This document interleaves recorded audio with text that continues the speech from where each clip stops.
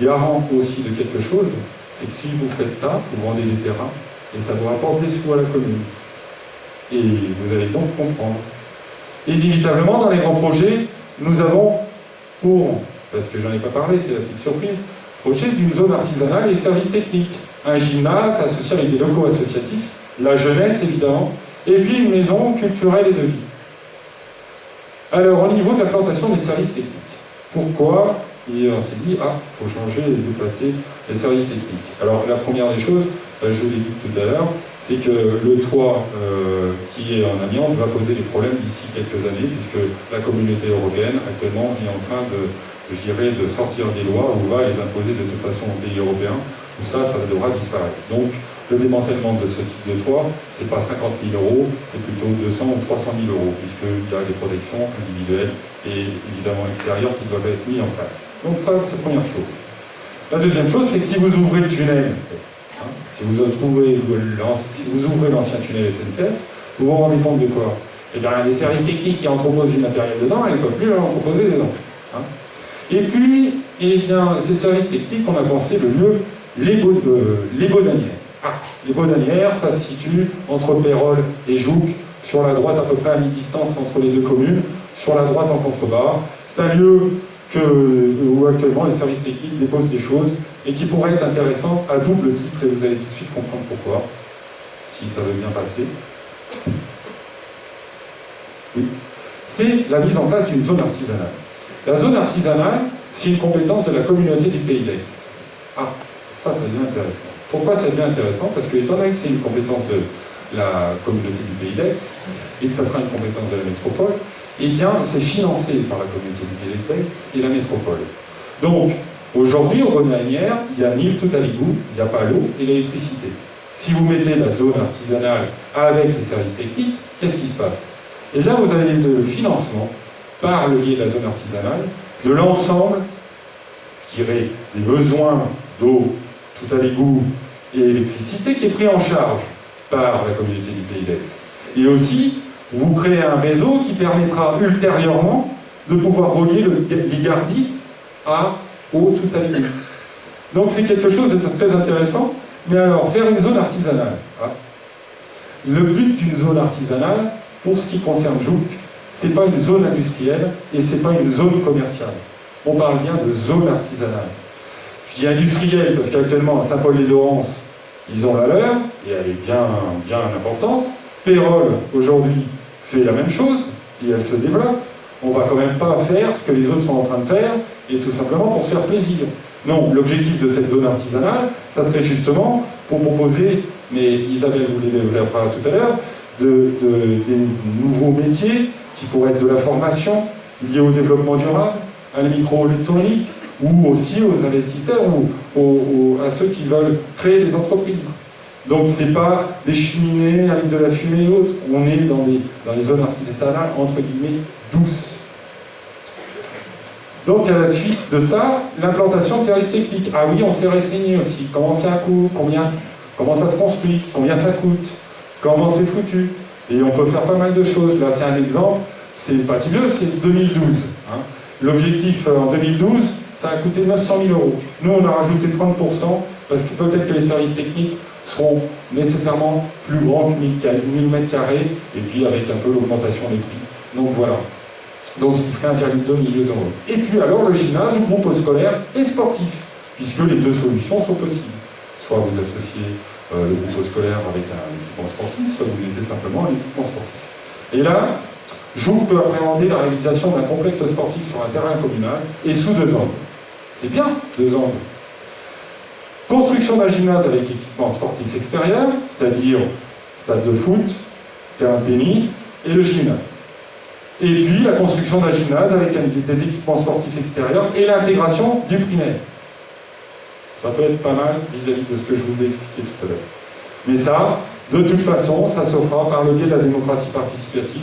Il faut consulter, il faut se renseigner. C'est pas de dire qu'on n'ait pas envie de dire c'est là, mais simplement il faut répondre aux besoins, parce que l'investissement, il n'est pas moindre dans ce genre d'équipement. Et je pense que, évidemment, aussi bien moi, nous que vous payez des impôts locaux. Donc il ne faut pas faire tout et n'importe quoi. Il faut faire attention. Donc, Plan d'implantation générale des équipements futurs. On a réfléchi au gymnase, là on a été un peu plus loin, les farfelus sont allés un peu plus loin. Donc, la première chose, c'est qu'on a réfléchi à une zone à groupe scolaire et sportif. C'est tout à fait faisable parce que aussi, nous, on connaît des gens qui travaillent et qui sont dans le monde du monde professionnel et du bâtiment, qui nous ont permis de faire quelques analyses, quelques études et de pouvoir inévitablement nous informer du coût financier. Il y a cette solution-là, mais il y a aussi la solution de construire un gymnase simple. Pareil. Bon, évidemment, les analyses ici nécessiteraient d'être élues pour aller faire quelques études de sol, pour aller approfondir inévitablement quelques petits soucis techniques, mais déjà aujourd'hui, on sait que ça ne paraît pas du tout farfelu ou infaisable. Et puis, actuellement, là, il y a le point d'interrogation, c'est un peu d'humour quand même, c'est nos amis de Joug Devenir qui, viennent de proposer, là on vient juste de le voir, donc vous voyez, hein, c'est tout frais, et bien, qui viennent de proposer le défend. Vous avez une belle photo, défend.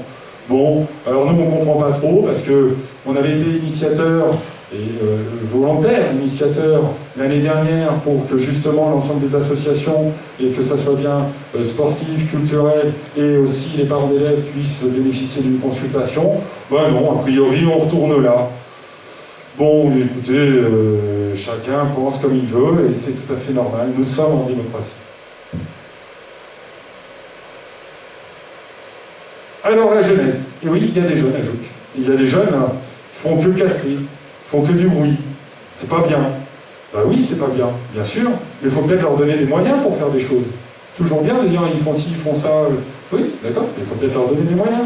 Il y a peut-être des choses à faire. Alors tout d'abord, bien sûr, il y a cette zone-là, hein, qui est juste là derrière, qui est une zone où on peut jouer au basket et aussi au foot. Mais il ne faudrait pas qu'il y ait un accident quand même pour un enfant là-dessus, parce qu'on pourrait bien se poser des questions. Il faut quand même que ça soit sécurisé quand on joue au foot. Surtout avec les enfants, quand c'est ouvert au domaine public. Quand c'est ouvert au domaine public, c'est-à-dire que c'est ouvert de 1 an, 7 ans avec humour, à 77 ans. Donc il y a des consignes de sécurité à mettre en place. Donc il y a un système de city-stade comme ça, eh bien oui, on répond aux normes de sécurité. Vous pouvez aller à Saint-Paul-les-Durance, en parler à M. Pizot, il vous répondra.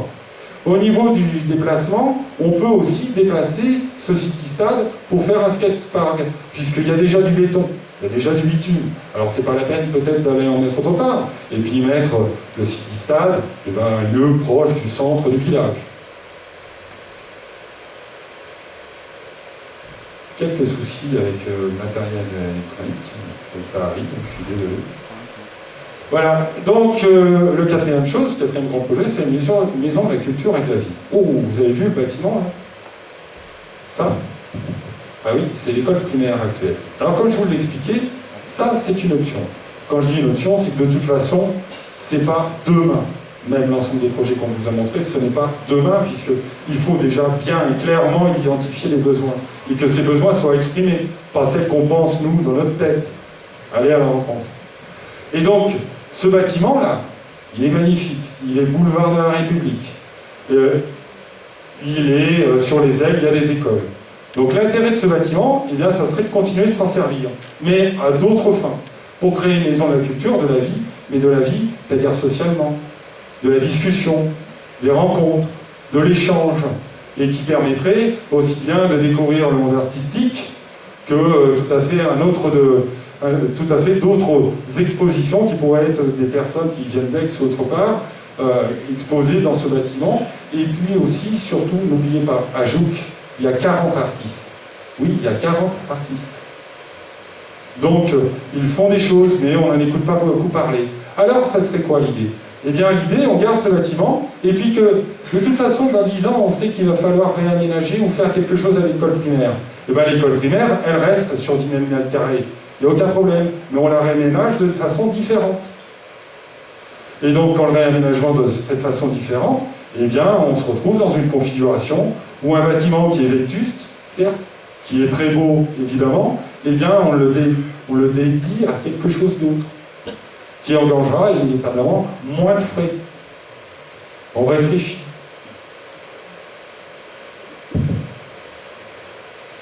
Et Adrien Non, c'est bon. Alors le financement. Et oui, le financement. Alors paraît-il, c'est le 28 février, on a appris ça, là. Paraît-il que le financement au niveau des institutions, il n'y a que M. Guy Albert qui peut arriver à avoir 25% de la part de la CPA, 50% de la part du Conseil général, il n'y a que M. Guy Albert qui peut avoir ça. Non, attendez, faut arrêter là, faut stopper les choses. Non, les institutions, elles répondent avec, elles aussi, le cahier des charges. Elles ont des devoirs. Nous, on a des droits, mais elles ont des devoirs. Les 25% de la CPA, c'est vrai pour Pierre, Paul, Jacques, Monsieur Guy Albert, mais c'est vrai aussi pour Joute Dynamique Citoyenne. Les 50% du Conseil général, on ne connaît pas M. Guérini, et puis certainement qu'on ne le connaîtra pas parce que soit il sera dans d'autres fonctions, mais toujours est-il, pour ce qui nous concerne, on n'a pas besoin de le connaître. On sait combien de droits. Vous y avez droit. Vous cotisez. Donc ces 75% concernant l'équipement sportif ou autre, eh bien, à ce que je sache, on s'appelle Pierre, Paul, Jacques, les institutions, elles l'octroient. Et puis, au niveau de la commune, il y a les ventes de terrain, comme je vous l'expliquais. Donc, pour pouvoir faire du logement maîtrisé. Actuellement, le potentiel sur la commune et sur la zone que je vous ai montré en rouge, c'est 72 000 m². Mais ce potentiel-là, pour financer ce que vous avez vu, il y aurait besoin de mettre à la vente de 22 000 m². D'accord? Donc, la vente de 22 000 m² de biens fonciers, et on s'est aussi renseigné avec des professionnels, et ils nous ont dit quoi? Eh bien qu'évidemment, le cahier des charges, il influence le prix du mètre carré. Si vous construisez une maison sur 1200 m² et que c'est du social, vous comprenez bien que le mètre carré, il va être moins cher que si vous faites 2 maisons sur 1200 m². Bon. Et résultat, ils nous ont fait une étude, ils ont regardé, et les prix sont les suivants au mètre carré. Ça va de 100 € le mètre carré à 280 €. Donc ce que l'on a fait, on a pris une fourchette basse. On a dit 170 € le mètre carré et on a fait regarder les terrains pour savoir si ça c'était correct. On nous a dit oui, c'est très correct. Soit un bénéfice pour 22 000 m² de terrain de 3,5 millions €. Et aussi, même tout à l'heure je vous parlais de la jeunesse, mais vous voyez, on a pensé aussi à un petit transfert. Transfert des 3 boulevards de la République. La maison des jeunes dans un autre lieu. Cette maison des jeunes, l'objectif et le fond de cela, c'est très bien. On les occupe, il y a des personnes pour les encadrer, c'est très bien. Le seul souci, mais bon, vous allez dire, la critique est facile, l'art est difficile, je l'admets, mais le souci quand même, et tout le monde l'en connaît, c'est que vous êtes sur le boulevard de la République. Et entre la porte de ce bâtiment-là, en sortie, et le bout du trottoir, il y a 50 cm, allez, 60. Et quand on est jeune, qu'on a 16 ans, 15, ou même 18, eh ben, de temps en temps, on se chamaille, on se court après, on se fait des bêtises. C'est normal, dans ce cadre-là, il y a ce niveau-là. Et on sort de la porte en courant, et boum, il y a une voiture qui arrive. C'est vrai, ça n'arrive pas qu'aux autres. Donc, on aimerait bien faire le transfert de ce lieu-là dans un bâtiment plus central et sécurisé. Et puis, ce bâtiment-là, il y a deux solutions. Soit on fait de la vente à 120 kg €, ou on fait une réhabilitation au logement. D'ailleurs, je vais faire un petit retour en arrière. J'ai oublié de dire quelque chose. Sur la commune de Joux, dans le vieux village, et la totalité, il y a 109 logements aujourd'hui qui sont disponibles, pas entretenus. La taxe d'habitation, la loi est en train de se mettre en place, et ces gens-là vont recevoir une taxe d'habitation qui va leur poser, tellement elle sera importante, ils vont se retrouver dans deux situations. Soit ils la réhabilitent et ils font de la location, parce que la taxe sera tellement chère que ça sera infernal, soit ils vendent le bien. Et dans ce cas-là, la commune peut préempter. Et dans ce cas-là aussi, la commune, si elle préempte, qu'est-ce qui se passe? Ben, vous vous retrouvez dans situation de propriétaire. Et vous pouvez aménager pour faire du logement. Jeune, moins jeune. Et évidemment, vous vous retrouvez dans une situation où vous avez besoin de moins empiéter sur les zones naturelles pour construire, parce que vous avez déjà des biens. Donc, le financement des grands projets. Alors, on ne va pas rentrer en détail. Si vous voulez, ce papier-là, évidemment, il sera sur notre blog d'ici lundi. Mais ce qu'on a pris, c'est au niveau des institutions exactement le même quota qu'il est octroyé à l'ensemble des élus du département et nationalement. Suivant, évidemment, le critère qui est concerné, si c'est du sport, du scolaire ou des services techniques. Donc, résultat, si on fait l'addition, ça fait un projet à 8,7 millions d'euros. L'ensemble des projets. Et ce n'est pas 8,7 millions d'euros demain. C'est sur au moins 6 ou 10 ans. On s'entend. Et derrière, eh bien, quand vous vendez la vente des terrains pour Val-de-Veille, ça vous fait une rentrée financière de 3,8 millions d'euros. La totalité et le delta, il y a une petite erreur tout à l'heure, je m'en excuse, il y a le delta, c'est ce chiffre-là qu'il faut intégrer, le delta, il est de 230 000 euros positifs. Alors on sait qu'avec les aléas de la construction, eh bien, c'est une fourchette assez tranquille, puisque ça ne va pas se faire pile poil au prix annoncé aujourd'hui, évidemment. Mais vous allez me dire, oui, mais si on met tout notre argent là-dedans, qu'est-ce qui se passe? Ah, ben qu'est-ce qui se passe? Il n'y a rien qui se passe. Parce que le budget annuel de la commune, au niveau des investissements d'aujourd'hui, enfin, qui sont du fonctionnement, enfin, qu'on s'entend, je ne sais pas s'il y a des infrastructures aujourd'hui qui ont été construites depuis 13 ans, mais l'investissement, c'est du fonctionnement, là, dans cette situation. Alors, cet investissement, 1,3 million d'euros, eh bien, il restera le même, c'est-à-dire le même cadre de vie, avec donc toujours 1,3 million d'euros. Étant donné que ce 8,7 millions d'euros, comme je vous l'ai expliqué, il est pris en charge par le reste, eh bien oui, il n'y aura pas d'invotation d'impôt, et je parle bien de la part communale.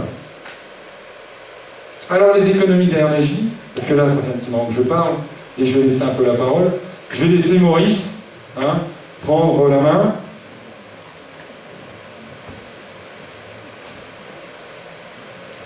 Voilà, donc vous savez, je vous parlais des économies d'énergie sur la commune et des choix énergétiques. Vous savez qu'actuellement, la commune dépense 200 000 euros par an de consommation d'énergie pour l'électricité et le chauffage. C'est pas la seule commune qui dépense comme ça, mais c'est quand même une dépense importante. Donc la première des choses à faire, c'est de faire, vous l'avez dû le voir dans le programme, de faire un diagnostic énergétique sur les consommations d'eau et d'énergie de l'ensemble des consommations communales. Et un diagnostic approfondi. À partir de ce diagnostic, on pourra savoir quels sont les travaux à faire, pour isoler, pour améliorer, et donc pour faire des économies de fonctionnement. Puisqu'on sait aussi qu'on nous rabâche les oreilles en disant que l'État va donner de moins en moins d'argent aux communes, donc on a quand même aussi intérêt à faire des économies, et en plus, eh ben, ça fait moins de pollution, voilà. Après, ce qu'il faudra faire, c'est afficher les consommations. Afficher les consommations. Et pour ça, il faudra aussi, parce que ce n'est pas qu'un problème technique, il faudra aussi mobiliser la population et le personnel municipal.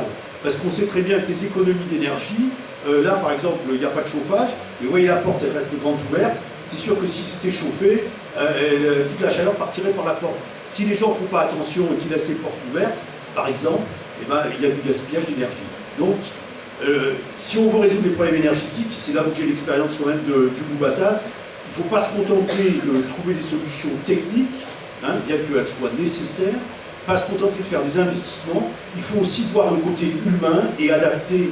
Voilà. Donc dans les projets aussi, il y a un projet de mini-turbine, hydraulique, de petites centrales hydrauliques. Alors, il se trouve que, si vous regardez le bouquin Les Amis de Jouques, la première fois qu'il y a eu l'électricité à Jouques, vous savez d'où ça venait, eh bien, c'était en 1898, il y a une petite centrale hydraulique qui a été installée sur le Réal, juste en dessous des douches, là. Vous voyez, il y a encore le cabanon qui a servi à mettre la première centrale hydraulique, qui a fait la première installation d'électricité pour l'éclairage public, et après pour certaines habitations à Jouques, en 1898. Et ça marchait tellement bien qu'en 1901, il y a une deuxième petite centrale hydraulique qui a été installée. Donc là, on a commencé à faire une étude là-dessus, à consulter des gens.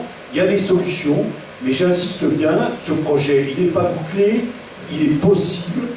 Il y a une cellule dans la région pour développer la micro-hydraulique, mais bien sûr, on le fera en consultant, en demandant leur avis aux pêcheurs, aux propriétaires riverains, etc., pour ne pas faire n'importe quoi. Et en particulier l'été, vous savez que le niveau du Réal actuellement il est très haut, ce n'est pas toujours le cas. Et donc l'été, c'est les basses eaux, et ben, peut-être que cette turbine, elle ne fonctionnerait que 9 mois par an, et qu'elle sera adaptée pour fonctionner 9 mois par an, de manière à laisser suffisamment d'eau pour les poissons, puisqu'on a la chance d'avoir une rivière de première catégorie. Ça, c'est pour la turbine. Voilà. Alors, si la turbine, on sait que ça pourrait permettre d'obtenir au moins 10 kWh de puissance, et ça pourrait permettre au moins d'éclairer 40 lampadaires. Ça, c'est Fabrice qui m'a dit de préciser. Voilà. Donc, en ce qui concerne, il y a d'autres choses qui peuvent être faites au niveau technique. Hein. Les véhicules électriques, Pérol l'a déjà fait, hein, commencé à le faire. Il pourrait y avoir des véhicules électriques, je crois que d'ailleurs Jules Devenir en parle aussi, des véhicules électriques pour le personnel municipal. Hein, en ce qui concerne le filière bois, donc on est quand même dans une commune où il y a beaucoup de bois, donc là il y a moyen de développer la filière bois, aussi bien dans le communal que dans les terrains privés, si les gens sont motivés, et d'essayer de les utiliser pour des équipements communaux, sachant que maintenant il y a des systèmes de chaudières bois qui sont très performants, très efficaces et qui polluent peu. Hein, mais il faut qu'elles soient techniquement pointues. Et au niveau du photovoltaïque, hein, actuellement, d'après le PLU, là aussi il faudra modifier le PLU, il y a beaucoup de joucards qui ont installé des panneaux photovoltaïques sur leur toit, moi j'ai installé par exemple des panneaux thermiques sur mon toit, ça marche bien, mais actuellement dans le PLU de Jouc, on ne doit pas mettre 20 mètres carrés de panneaux photovoltaïques sur le toit. Et là je parle des gens qui sont dans les écarts ou qui sont au défend, parce que de toute façon, avec l'architecte du bâtiment de France, on ne peut pas les mettre dans le vieux village. Hein. Mais là, pourquoi 20 mètres carrés, pourquoi pas 30 mètres carrés? Donc là, il y aura des modifications à faire. Et si on fait des grands équipements, hein, par exemple les locaux techniques, par exemple, ou la zone artisanale, et bien là où c'est pas dans la zone protection du patrimoine, et bien on pourra mettre des panneaux photovoltaïques sur le toit, et ça fera une ressource pour la commune. Et voilà. Et alors, la dernière chose sur laquelle, au niveau énergétique, on peut agir, c'est sur l'éclairage public. Par exemple, est-ce que ça vous paraît vraiment nécessaire qu'entre minuit et 6 h du matin, par exemple, les monuments historiques soient éclairés? Qu'ils soient éclairés le soir, quand les gens rentrent, pourquoi pas? Mais il pourrait y avoir au moins une baisse de l'intensité lumineuse pendant la nuit. Il y a des tas de communes qui le font, et ben ils économisent, tout ça c'est de l'argent gagné. Et s'il y a 10 personnes la nuit, entre minuit et 6 h du matin, qui vont aller regarder la chapelle en haut, donc là on peut faire des économies aussi sur l'éclairage public. Voilà, donc je crois que Merci Maurice. Alors je vais rajouter une petite chose. Au niveau de l'éclairage public, là vous avez c'est pas ici, là vous avez un exemple, c'est un éclairage public avec un petit panneau photovoltaïque. Alors pourquoi je le montre ça, c'est que évidemment, Jouc c'est 80 km², hein, et il y a 40 km² de zones vertes forestières ou agriculture. Et bien dans ce cadre-là, il y a aussi des zones, des écarts, ce que on appelle des écarts, des quartiers, où dans ces quartiers-là, bien évidemment, pour emmener l'électricité pour l'ensemble de l'éclairage public, ça coûterait des fortunes. Vous comprenez bien, il y a 140 km de voirie, vous imaginez 140 km éclairés. Je vous en explique même pas. Donc l'idée de ça, c'est que ça c'est autonome. Vous n'avez pas besoin de brancher et d'arriver avec un fil électrique. Vous plantez un endroit, alors attention, c'est pas non plus un éclairage, je dirais, d'une puissance extrêmement importante. L'éclairage globalement aujourd'hui que vous voyez sur le boulevard de la République, c'est 155 kW. Watts, pardon, ça suffira. Donc, eh bien, ça c'est aux alentours de 70-80. Voilà. Donc ces possibilités-là, ça permet d'éclairer localement, de sécuriser un peu la zone, et puis de pouvoir se promener peut-être les soirs, de temps en temps, quand il fait bon, et un peu plus tôt. Et ça peut répondre à des attentes et des besoins des personnes dans les écarts. Maintenant, je vais laisser la parole à Evelyne, qui va vous parler du CCAS. Oui, alors le CCAS, bien sûr, c'est quelque chose d'extrêmement important puisque ça répond aux besoins de toutes les personnes en difficulté sur la commune. Ça a aussi pour mission de s'occuper de toute notre petite enfance et puis de jouer sur l'aide pour retrouver un emploi et souvent une dignité. Alors, nous allons commencer, je vous rassure, très rapidement, parce que je pense que vous commencez à avoir faim, par parler du soutien aux personnes en difficulté. Ce qu'il faut savoir, c'est que 60% des personnes des Bouches-du-Rhône vivent grâce aux aides de la CAF, celles que vous connaissez, pour les personnes âgées, handicapées ou les personnes qui ne peuvent subvenir à leurs besoins. Ce qu'il faut, c'est que bien évidemment le CCAS continue à les aider à monter les dossiers, mais il faut aussi continuer à écouter ces gens et voir quel suivi il y a à ce niveau-là. Sachez aussi que tous ces gens qui se retrouvent dans des situations difficiles, parce que soudainement ils ont perdu leur emploi, ils ont à charge un enfant malade, ils ont à charge des parents aussi dont ils doivent s'occuper, se retrouvent dans une situation où ils sont isolés, certes, mais surtout en situation de solitude. Et c'est un état qui peut arriver à tous et à n'importe quel âge. Et là, il faut que le CCAS soit ouvert et puisse les écouter sur cette situation qui soudainement les met dans une situation d'isolement social et en état de précarité, mais surtout dans une situation qui les amène à être, comment vous dire, stressés et vraiment très, très mal. Et là, il faut vraiment que le CCAS les aide au niveau de l'écoute et du suivi. Alors nos crèches, pour nos crèches et nos enfants donc de 10 semaines à 3 ans, il y aurait 3 possibilités à étudier. La première, c'est d'augmenter la crèche collective. Et la deuxième, ça serait de mettre en place une crèche familiale, c'est-à-dire que nos aides maternelles agréées auraient une crèche qui les relierait, on va dire, au CCAS.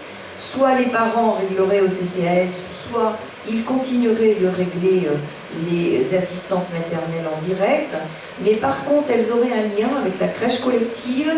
L'intérêt, c'est qu'elles iraient emmener leurs enfants en garde, y faire des activités, et lorsqu'elles sont malheureusement malades, sur une période extrêmement courte, les parents pourraient laisser les enfants à la crèche collective, et comme les enfants seraient déjà venus faire des activités, ils ne seraient pas perdus. Et dans ces locaux nouveaux et au milieu d'enfants qui ne connaissent pas. La troisième solution, c'est un relais d'assistante maternelle. Ce relais d'assistante maternelle, il est entièrement subventionné par le Conseil général. Les 2 autres solutions sont subventionnées à 75% par la CAF. Le Conseil général des Bouches-du-Rhône, jusqu'à maintenant, s'est arrêté à Aix-en-Provence, et sur les autres villages, il les regroupe par 5 ou 6. Un relais, c'est simplement un bureau pour une éducatrice ou une péricultrice, ou à côté, elle a une salle pour faire des activités. Ça serait une solution aussi à étudier. Alors, un environnement propice à la santé et au bien-être, je vous l'expliquerai tout à l'heure par une solution que je vais vous proposer, que nous avons réfléchi tous ensemble, bien sûr, et qu'on étudiera aussi en vous le proposant. Il faut penser que toute construction, tout aménagement doit être propice à améliorer la santé et le bien-être de nos habitants. C'est vrai que si vous avez des pistes cyclables ou pétonnières, vous allez avoir des échanges entre les gens, mais vous allez surtout avoir une activité physique. Et cette activité physique, vous le savez assez, elle est vraiment bénéfique pour lutter contre les maladies chroniques, les maladies comme les cancers, le diabète ou les maladies cardiovasculaires. Alors, l'accompagnement, le parrainage et les réseaux, j'ai voulu signaler que là aussi le CCAS peut orienter après vers le pôle emploi dont Isabelle va vous parler, parce que quelquefois c'est d'abord au CCAS que l'on va exprimer sa situation de précarité, et là il faut mettre en place avec le pôle emploi tous les réseaux, tous les entrepreneurs qui aident les autres qui veulent monter une entreprise, enfin ne pas les laisser seuls en tous les cas et fonctionner avec tous les acteurs de la commune qui peuvent les aider. Le 5e point, et vous avez eu la Provence aujourd'hui, on vous dit bien que nos seniors, ils vont augmenter puisque nous avons une espérance de vie qui augmente et leur situation, elle est importante. Alors, il y a 2 choses. Il y a le maintien à domicile qui est la priorité nationale. Et là, il faut bien sûr garder notre foyer-restaurant parce que c'est intéressant pour que les gens se rencontrent. Il faut garder des activités. Il faut, je pense aussi, faire des conférences parce que nos personnes âgées ont souvent un habitat qui n'est pas forcément adapté au maintien à domicile. Vous savez que ce qui est important, c'est par exemple l'éclairage. Nos personnes âgées chutent souvent parce que les lampes sont mal installées, elles sont pas, c'est l'ancienne lampe de l'arrière-grand-mère et ça va pas. Des tapis qui facilitent les chutes. Donc faire des préventions, des conférences pour que nos seniors sachent aménager aussi des petites choses simples pour qu'il n'ait pas de situation de chute, de dénutrition ou de dépendance. Alors pour les repas, comme l'a évoqué tout à l'heure Fabrice, il y aurait une chose intéressante, c'est qu'on revienne à ces repas, on va dire, d'antan, et que les enfants qui en profiteraient, on en profiterait aussi pour les faire pour nos personnes âgées, et ça serait, je pense pour eux, une période où ils retrouveraient aussi une alimentation qui leur plaise. Et puis, dans cette situation de nutrition, c'est bien sûr de privilégier les produits locaux qui sont produits sur notre commune et qui pourraient aider à cette bonne nutrition. Nos enfants, nos personnes âgées, quelles qu'elles soient, dès le passage à la retraite quand elles sont seniors, elles ont une histoire. Elles ne sont pas passées à la retraite et subitement elles n'ont plus de compétences, elles n'ont plus de statut social. C'est ça aussi qui est difficile pour eux et qui peuvent les mettre en situation de solitude. Et nos enfants ont vraiment besoin de ces liens intergénérationnels. Alors, moi je veux bien qu'on dise on va faire un parc et il y aura des liens intergénérationnels. Franchement, pour avoir participé dans ma vie professionnelle régulièrement à cette mise en place, je peux vous assurer que si derrière vous n'avez pas des projets, c'est pas le lieu qui va faire les liens. Il faut que vous mettiez des projets, ça peut être très très simple. À la maison de retraite, on fait des petits jardins où on cultive des plantes aromatiques. Ces plantes vont servir à faire les repas et les enfants vont écouter les personnes âgées qui connaissent sûrement mieux que nous la recette de la daube. Il y a tout un tas de choses aussi simples que ça où chacun peut échanger, profiter des compétences des autres. Je voudrais juste vous donner un chiffre, ça peut se faire aussi sur d'autres thématiques. Les thématiques sont à choisir avec les seniors et les enfants, mais je voudrais juste vous dire qu'une étude montre que les enfants qui ont des liens avec les personnes âgées ont 30% de moins de chances de tomber dans la délinquance et les addictions. Donc c'est vraiment très important. Pour tout le monde, ces liens intergénérationnels, mais ce n'est pas des lieux, ce sont des choses qui se construisent tous ensemble. Alors, après, la diapo suivante, je vais vous proposer donc, il existe en France 86 communes qui font partie du réseau Ville Santé. Les villes santé, ce sont donc des villes qui décident que leurs décisions publiques seront guidées par la volonté de favoriser un environnement propice à la santé avec une volonté d'équité dans toutes ces politiques locales. C'est ce que je vous disais tout à l'heure, si on fait des déplacements qui sont propices à l'activité physique, vous savez, dire aux gens, il faut faire une demi-heure de sport, il faut manger 5 légumes et 5 fruits, je vous assure, c'est impossible à appliquer, personne ne comprend.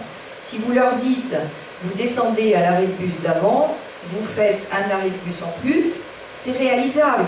Si vous leur dites, vous allez à pied, maintenant, si on ouvre le tunnel du chemin de fer ou autre, vous faites 1000 pas de plus, ça paraît rien, mais 1000 pas de plus tous les jours, c'est une activité physique qui est retrouvée. Et là, c'est réalisable.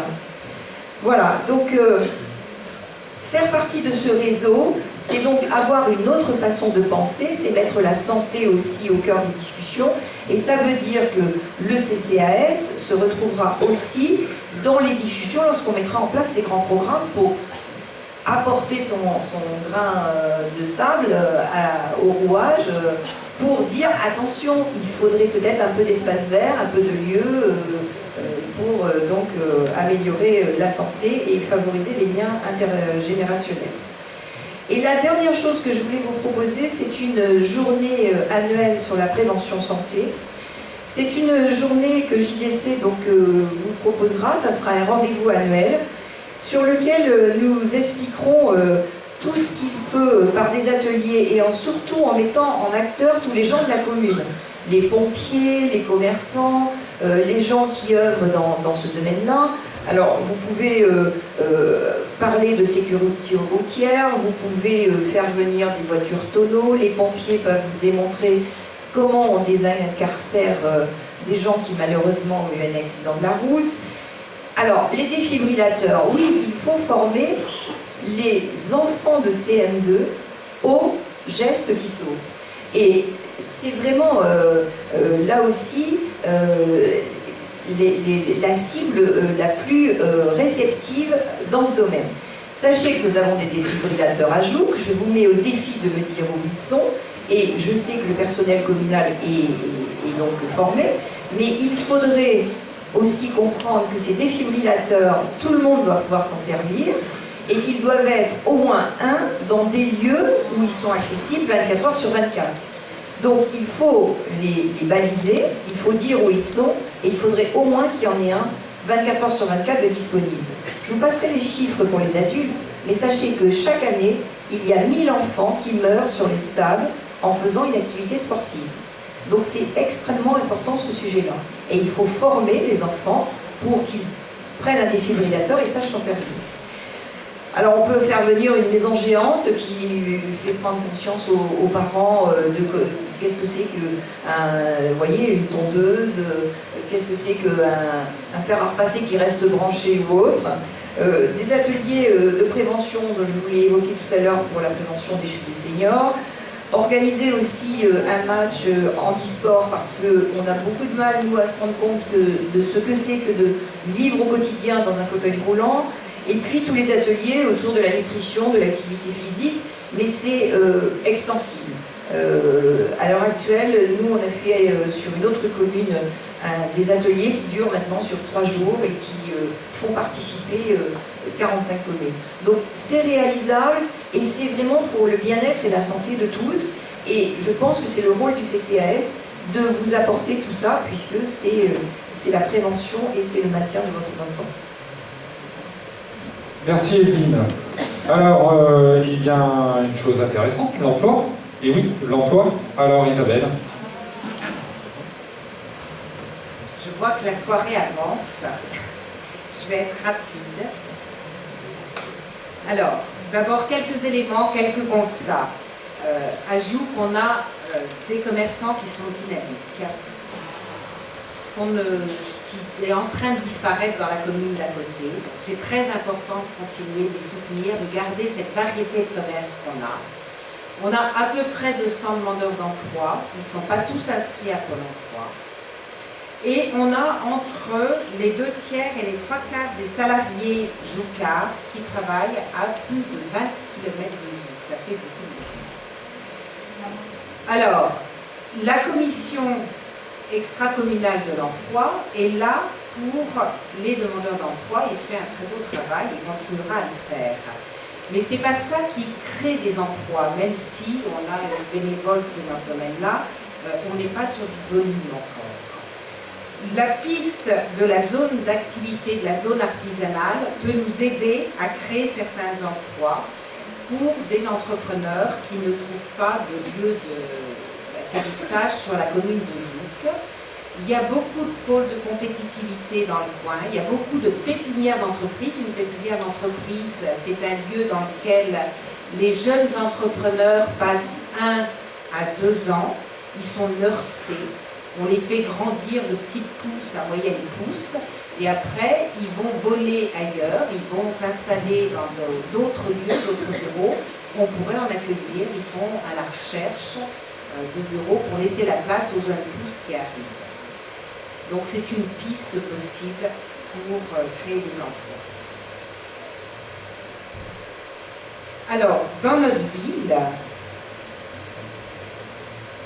on a aussi, pour créer ces emplois, à considérer les autres communes qui sont autour de nous, parce que cette question d'emploi, on n'est pas réellement isolé. Il y a des gros projets sur Mérargues, qui n'ont pas encore commencé à émerger, et il y en a à Saint-Paul qui ont commencé à venir. Alors voilà le transparent d'après, qui parle de ce que je vous ai déjà énoncé un petit peu, c'est cette zone artisanale que l'on pourrait concevoir comme exemplaire sur le plan environnemental, je vais y arriver, Et on pourrait aussi, en travaillant sur les bâtiments communaux qui existent et qui accueillent un certain nombre d'associations et d'autres entités de la commune, faire très attention et respecter tous ces critères de développement durable, réaménager, améliorer en respectant les critères bioclimatiques. On n'a pas encore énormément d'artisans qui sont formés à ça. Ça pourrait être l'occasion d'engager des artisans de Jouques et des villes environnantes pour se former et se développer là-dessus. D'autres villes ont fait ça en France, de la même taille que Jouques.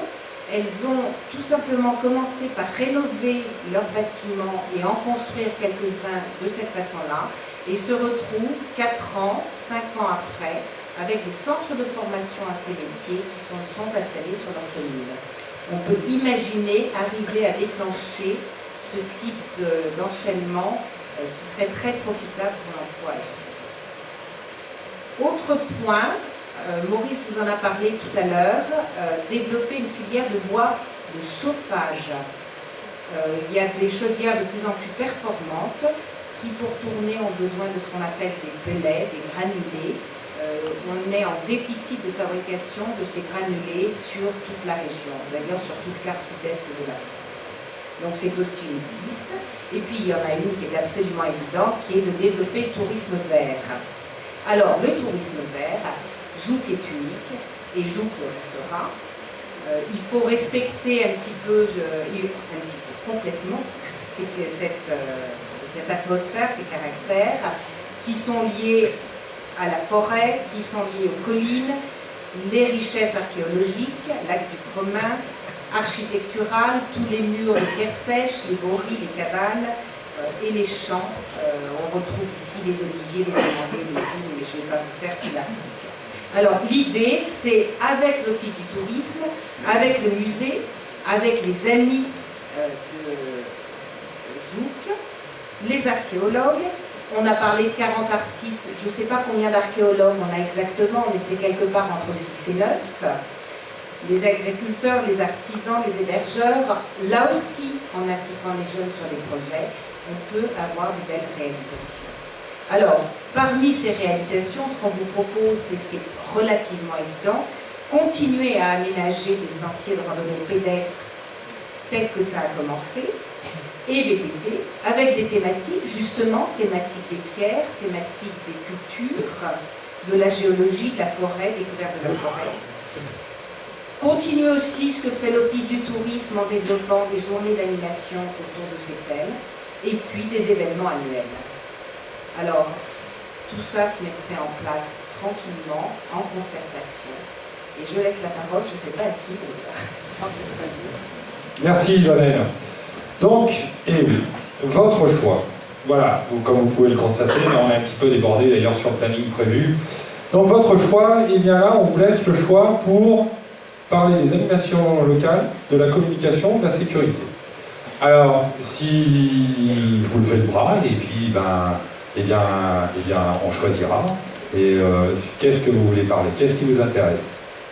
On va pas tous les faire, un peu. Allez. Alors, bon. Eh bien, écoutez, simplement. Oui, on y va. Simplement, eh bien, bon, voilà, on a pensé des petits trucs pour les fêtes. Ça peut être sympa le campé quand même, hein, pour un marché de Noël ou des choses comme ça. Donc, puis un marché d'été, hein, estival, ça peut être sympa, mais simplement en période d'été. On ferme les extrémités du boulevard, on les contourne. Ça peut être très très sympa. Bon, et la communication, évidemment. Alors là, la communication, non, on va y passer trop de temps. La sécurité, oui, il y a des choses très très importantes à dire, à faire, mais le minimum qu'on puisse dire là, très succinctement, c'est de mettre en place une commission locale de sécurité et de prévention de la délinquance. C'est quelque chose qui se fait actuellement un peu partout. Il y a les différents intervenants, aussi bien de l'État, des systèmes administratifs et autres, qui permettent de faire la prévoyance, de la prévention. Mais c'est la prévention pour les parents comme pour les enfants. Parce que certains parents ont besoin d'apprendre à être parents. Parce que l'enfant, des fois, s'il se retrouve dans des situations difficiles, c'est peut-être pas obligatoirement, je dirais, de sa faute. Donc voilà, il y a tout un tas de choses à faire et évidemment on a travaillé, on a recherché. Évidemment au niveau routier, hein, on revient, c'est vrai qu'à Jouques il y a beaucoup de parking, il serait peut-être temps de mettre quelques panneaux. Mais il y a une thématique qui ne faisait pas partie et qui fait partie des élections du 23 mars et du 30 mars 2014, c'est les élections communautaires. Alors vous avez vu fleurir une banderole à Jouques il y a quelques temps, non à la métropole. Ok. Est-ce que depuis tout ce temps-là, c'est-à-dire ça fait à peu près 3 ans, on vous a expliqué ce qu'était la métropole? Je pense pas. Alors, on n'est pas là pour dire voilà ce que c'est la métropole. Toutefois, ce qui est quand même intéressant, c'est que quand on s'occupe de ses concitoyens, c'est sur des sujets aussi importants que cela, c'est de les informer. C'est-à-dire de la communication. Il y a la possibilité de faire des réunions publiques quand on est élu. Il y a la possibilité de diffuser de l'information via l'InfoJouques quand on est élu. Il y a la possibilité via les sites internet. Enfin, la communication, oui. La communication, parce qu'à force de tout centraliser, eh bien, les autres ne savent rien, et vous pensez que vous savez tout. Et oui, c'est ce qu'on appelle s'isoler. Et donc, il faut faire très attention à ça. Alors, évidemment, la communauté du Pays d'Aix, c'est 36 communes, et ça rassemble presque 400 000 personnes. La métropole, eh bien, c'est 119 communes, et pas 94 ou 12, comme j'ai pu le lire là dernièrement sur un document de la commune, mais bon, tout le monde fait des erreurs, ça arrive, c'est normal, moi aussi j'en fais. Alors, la métropole, oui, c'est 119 communes, 238 sièges, et Jouques aura un siège. Ça, c'est la première chose. Mais la métropole, c'est avant tout quand même le fondement, l'intérêt et la compréhension. C'est pas venu comme ça, hein. C'est pas un jour, il y en a un qui s'est réveillé, métropole. Non, non, ça vient de la date de 1992. Un sommet à Rio, 174 pays qui se sont posés des questions sur la Terre. Aussi bien ce qui se passe, ce qu'on rejette, et aussi bien toutes les ressources qu'on prend. Et bien, ça a donné quoi en France? Et bien, en France, dans les années fin 90, ça a donné le Grenelle de l'environnement, le Grenelle 1, le Grenelle 2. Après, on a parlé Agenda 21, développement durable. Donc, vous voyez, ça vient de tout ça. Et la métropole, au départ, la métropole, c'était louable. Je dis bien, c'était louable. Ça, c'est un avis. C'était louable pourquoi? Parce que l'objectif, c'était de mutualiser les biens. De mutualiser les biens. Si on prend la région de la communauté du Pays d'Aix, aujourd'hui, si vous ajoutez à ça le fait que vous avez envie d'aller à Marseille, vous vous retrouvez dans la situation suivante. Vous prenez le bus ici. Vous allez arriver à la gare routière. De la gare routière pour aller à Marseille, ça devient compliqué, il faut prendre le train. Une fois que vous arrivez au train, vous avez le choix entre le bus de Marseille ou le tramway. D'accord? Ok, qu'est-ce qui se passe? Vous avez 4 billets, 4 attentes, et globalement, vous vous retrouvez sans aucun billet de système, un billet unique. Ouais, vous n'avez pas la possibilité d'avoir un billet unique. Ça, c'est la première chose. Mais quand on va plus loin, le but de centraliser les biens, c'est pas qu'une histoire de billets. C'est une histoire de 11 régies. Il y a 11 régies de transport. Ça veut dire quoi? Ça veut dire que la gestion du transfert d'un car qui descend, des gens qui descendent, ils vont dans un autre car, et bien c'est une autre régie. Donc il y a la régie, 11 régies, auxquelles vous rajoutez la SNCF, mais en plus de ça, donc ces 11 régies, vous avez celle de la conseil régional, celui du conseil général, celui de la communauté du Pays d'Aix et celui des grandes villes. Donc là, on se retrouve, on est enfoui là-dedans, on ne sait plus s'en sortir, il n'y a rien qui est globalement géré parce que chacun a des compétences, chacun a ses compétences dessus. Et oui, il faut tout le monde ait ses compétences. Alors, qu'il y ait des avis, oui, mais que tout le monde ait des compétences là-dessus, non. Alors la métropole, oui pour ça. Mais après, où ça devient compliqué, c'est plus particulièrement quand même des communes comme Jouques. Et là, évidemment, ça pose des problèmes, c'est sur le PLU, le plan local d'urbanisme. Pourquoi? Parce que c'est bien de mutualiser, c'est bien de centraliser. Mais ce que vous faites à Marseille, on ne le fait pas à Jouques. C'est-à-dire construire en disant sur 20 000 m², vous ferez tel type de logement, c'est comme ça. Non, on ne le fait pas à Jouques. Mais Jouques, on n'est pas que la seule commune. Il y a d'autres communes. Donc là, eh bien, non. Et d'ailleurs, actuellement, il y a la loi MAPAM qui a été votée fin décembre et la loi Duflot de fin février. Qu'est-ce qu'ils disent? Eh bien, elles sont en contradiction. Il y a Duflot, d'un côté, qui dit les compétences du PLU, c'est à la métropole, et vous avez la loi MAPAM qui dit non. La compétence, c'est le Conseil des territoires et avec un système qui, globalement, représente la communauté du Pays d'Aix au niveau de la gestion du PLU, qu'on s'entend. Donc, aujourd'hui, notre intérêt, et nous, pour ce qui nous concerne, au niveau de la métropole, de notre positionnement et de la communauté du Pays d'Aix, c'est de dire, oui, ok, centralisons certaines choses qui peuvent apporter, mais non, non, n'allez pas, au niveau du PLU, faire des choses qui sont complètement vraies chez vous dans les grandes villes, parce que vous savez que c'est l'histoire des sièges majoritaires. À la métropole, c'est 238 sièges. Mais Marseille a 46% de ces sièges. Mais si Marseille et Aix s'associent, hop, ils sont majoritaires. D'accord? Donc, évidemment, qu'est-ce que font les petites communes? Eh bien, l'idée des petites communes, et pour ce qui nous concerne, c'est peut-être pas obligatoirement d'initier, ça serait peut-être un peu quand même prétentieux, mais au moins de fédérer, de mettre en place et de rassembler les communes